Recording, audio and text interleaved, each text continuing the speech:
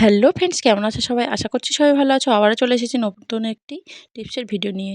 দেখতে থাকুন, ভিডিওটি অবশ্যই ভালো লাগবে। চলে আসছি প্রথম টিপসে। দেখুন বন্ধুরা, আমি একটা এক গ্লাসে করে জল নিয়েছি ১ গ্লাস।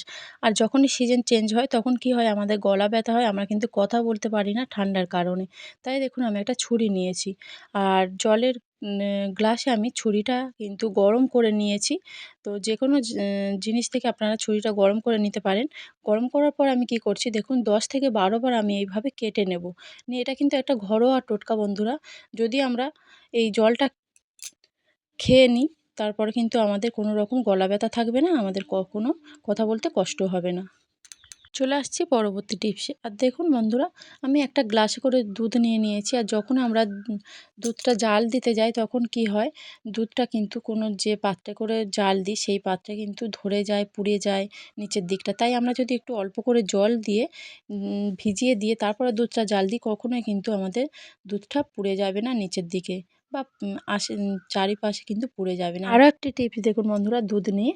তো দুধ যখন আমরা জাল দিই বেখেয়ালে গ্যাসের মধ্যে বসিয়ে দিয়ে, হয়তো বেখেয়ালে কোথাও একটু কাজে কর্মে ব্যস্ত হয়ে যায়, তখন কিন্তু দুধ উতলে আমাদের পড়ে যায়। তাই দেখুন আমি একটু হাত দিয়ে দেখুন যে পাত্রটা দুধ ঢেলেছি সেই পাত্রের মধ্যে ঘি কিন্তু লাগিয়ে দিয়েছি। দেওয়ার ফলে কিন্তু দেখুন আমার দুধটা উতলে উঠছে, কিন্তু নিচে পড়ে গিয়ে গ্যাসটাও নষ্ট হবে না আর দুধটাও নষ্ট হবে না। অবশ্যই কিন্তু এই টিপসটা বাড়িতে অ্যাপ্লাই করবেন। চলে আসছি পরবর্তী টিপসে। আর দেখুন বন্ধুরা, কিছুটা আমি জিরা নিয়ে নিয়েছি।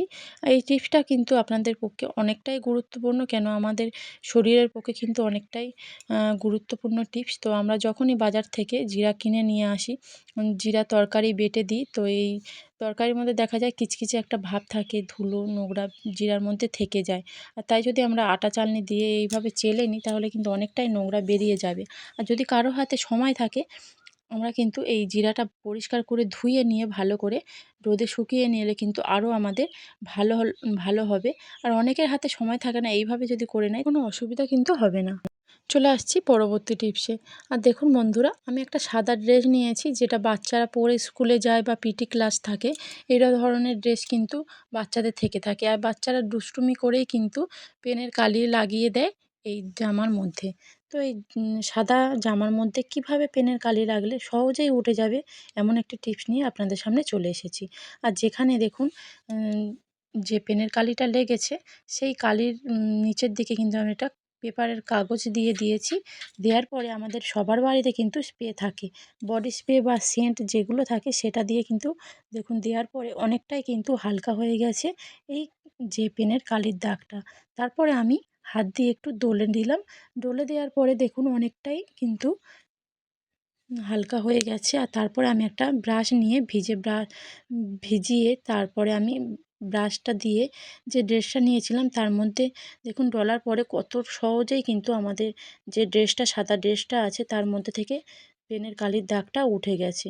তারপরে আমি আপনাদের সামনে ধুয়ে দেখাচ্ছি কতটা পরিষ্কার হয়ে গেছে, একদম কিন্তু কোনো রকম পেনের কালির দাগটা নেই। অবশ্যই এই টিপটা বাড়িতে অ্যাপ্লাই করতেই পারেন। চলে আসছি পরবর্তী টিপসে। আর দেখুন বন্ধুরা, আমি কিছুটা পেঁয়াজ নিয়েছি। যখন আমরা বাজার থেকে পেঁয়াজটা কিনে আনি, এটা বিশেষ করে বর্ষাকালে হয়, তো পেঁয়াজটা একটু ভেজা ভেজা ভাব থাকে।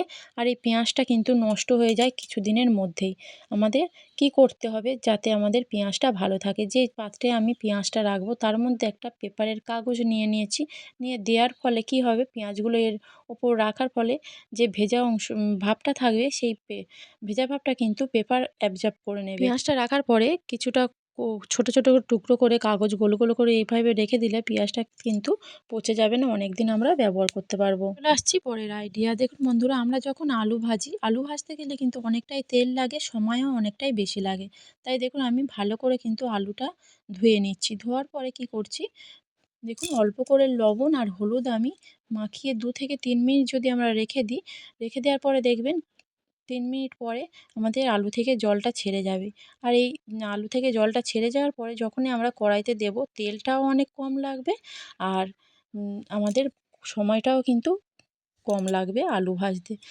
আর যে নুন হলুদের জলটা বেরিয়েছে ওটা কখনোই কিন্তু ফেলে দেবেন। আমাদের বাড়িতে যে সিঙ্কটা থাকে, সিঙ্কের মধ্যে দিয়ে দিলে কিন্তু আমাদের যে পিঁপড়ে, আরশোলা ওঠে সেগুলো উপরে উঠে আসবে না। যখনই আমরা কিছু ভাজি, ভাজার পরে দেখা যায় তেল অনেকটাই আমাদের বেঁচে যায়।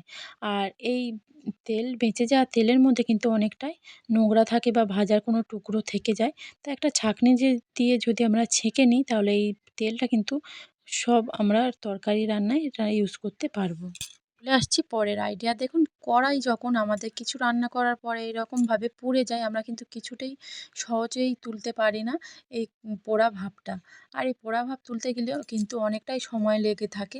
ঘন্টার পর ঘন্টা কিন্তু লেগে যায়। তাই আমি দেখুন হালকা উষ্ণ গরম জল দিয়ে দিলাম বেকিং সোডা আর দিয়ে দিচ্ছি টুথপেস্ট। আর টুথপেস্ট আর বেকিং সোডা কিন্তু আমাদের পোড়া দাগ তুলতে অনেকটাই সহজ করে দেয়। আর এটা আমি ১৫ মিনিট রেখে দিয়েছিলাম। রেখে দেওয়ার পরে দেখুন একটা চামচ দিয়ে হালকা করে কিন্তু আমি এইভাবে ঘষে নিচ্ছি। যেহেতু জল দেওয়া ছিল তাই যে পোড়া দাগটা ছিল কিন্তু আলগা হয়ে গেছে। আলগা হয়ে যাওয়ার ফলে কিন্তু চামচ দিয়ে এইভাবে একটু হালকা নেড়ে নেওয়ার ফলে কিন্তু পোড়া যে দাগটা ছিল সেই দাগগুলো কিন্তু 80% আমাদের উঠে গেছে। আর এখন হালকা করে আমরা যদি একটা সাবান দিয়ে স্কচব্রাইট দিয়ে হালকা করে এইভাবে ঘষে নিই তাহলে কিন্তু আমাদের দেখুন পুরো একদম পরিষ্কার হয়ে যাবে। ঘন্টার কাজ কিন্তু আমাদের মিনিটেই আমরা করে নিতে পারবো। দেখুন কতটা পরিষ্কার হয়ে গেছে আপনাদের সামনেই আমি এই রেজাল্টটা আমি তুলে ধরছি। দেখুন ধুয়ে নিয়ে এসেছি কড়াইটা। কতটা পরিষ্কার হয়ে গেছে। এইভাবে কিন্তু আপনারা বাড়িতে এই টিপসটা অ্যাপ্লাই করবেন। ভালো লাগলে অবশ্যই চ্যানেলটি সাবস্ক্রাইব করে পাশে থাকবেন।